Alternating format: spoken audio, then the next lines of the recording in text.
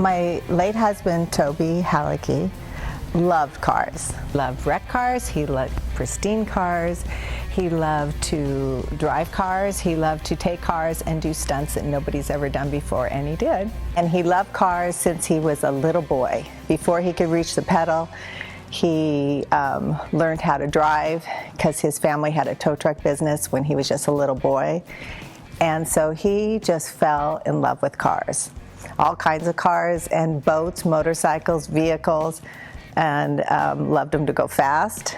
And he loved to take a car and make it do things that everybody else would say, oh, the car can't do that. And he goes, no, the car can do that. And he'd jump in the car and go do a stunt that nobody's ever seen before.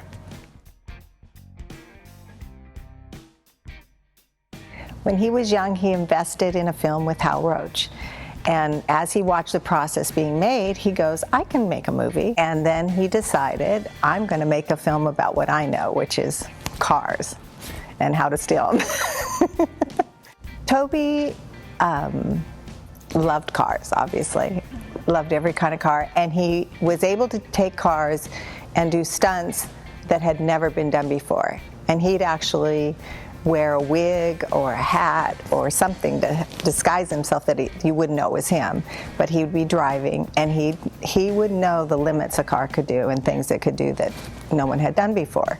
That's why they always called him a stuntman too. But he did the Gone in 60 Seconds, the original, 1974, independent style. It was on a shoestring budget.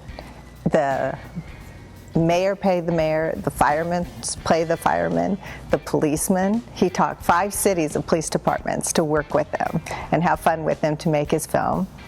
And then when they were not so many on the job on Sundays, that's when he'd go do some of his independent filmmaking and shoot on location or put a camera in the car and just run on the freeway and do what he needed to do. I actually birthed the remake. When Toby passed away on the 1989 Gone in 60 Seconds, and instead we were going to do the remake, I was determined to finish what we had started, which was the 1989 Gone in 60 Seconds. And meanwhile, while that was in probate, a gentleman over at Disney, head of Hollywood Pictures, named Michael Linton, as a little boy, he was president then of Hollywood Pictures, but as a little boy in the Netherlands, would watch the original Gone in 60 Seconds over and over as long as his parents would let him go see it. And so when he became president of Hollywood Pictures, his pet project was to find me and let's go do this film. So we did instead of doing the 89 film of Gone in 60 Seconds, we did a remake of the original film. And the whole studio was lit up and excited and passionate about this. And we had the best of the best. Nicolas Cage, Angelina Jolie, Eleanor, our star car character, and just Jerry Bruckheimer, Dominic Sena, an army of stuntmen. So during filming of the remake, Michael Leone came over to my house where I had Eleanor in my garage, the original Eleanor from the 1974 film.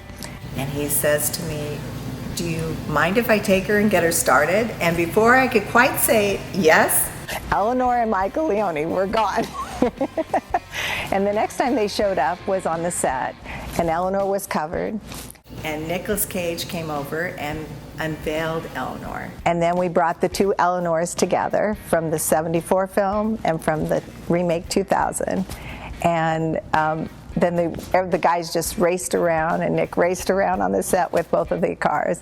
And what was really cute was the original Eleanor has a NASCAR roll cage that Toby built inside of her to withstand the famous jumps. Because there's no special effects. Those jumps is a real jump.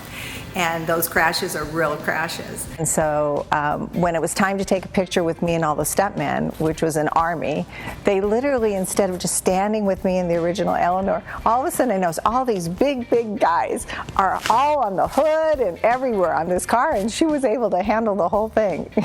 But it was fun having the two on the set together. The guys had a ball, and the girls. My story with Toby was a great love relationship we had. From the first time we met, we were formally introduced in his office, and a gentleman said to Toby, "This is a dream girl I was telling you about." And he said to me, "This is a dream boy I was telling you about." And from that very moment, it was just a magical relationship. But it was never dull because Toby was a character. Always an independent film producer, always a maverick, always thinking ahead of his time, doing things that nobody could even fathom. He had one of the world's largest toy and automobile collections, and he never did anything small.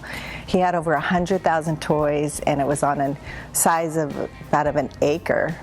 Actually, it was the size of a football field. And it was built with real antique Western scenery. And if we were sitting in his office right now, just like Eleanor's right here, Eleanor would be there, or one of his Rolls Royces. He had a hidden doorway where he'd pull his cars, drive them right on into the garage or into his office. And when you were meeting with him, one of his cars was right there by him.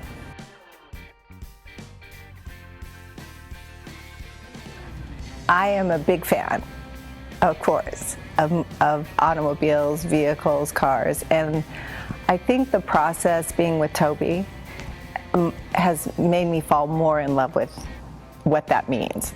And what I love is the little boy and the little girl that comes out when they're playing with the big cars, or what we're going to be doing with Eagle Moss and Die-Cast Club, which we're so excited, which is an exact replica of the 1/8 scale. And to watch them turn into kids with cars is just too much fun. I mean, on the set of the remake, Nick was a big car fan. Jerry Bruckheimer was a big car enthusiast. My daddy loved cars. And so it's just something that you just fall in love with. Yes, I am a big fan. Toby's favorite car was very obvious. It was Eleanor, of course. He made her a star car character, which had never been done before with any vehicle. And so in the original 1974 film, no human had a credit at the beginning of the movie. It only says starring Eleanor. My favorite car, well, I think I'd get run over by this one if I didn't say it was Eleanor. So, of course it's Eleanor. I love my star car. She's very famous. She even has published opinions in the courts, setting a standard for copyright characters and the protection of her look. So, and because of that, Batmobile followed and used our published opinion, Eleanor's and mine, and she is now protected too, the look. So I love my Eleanor.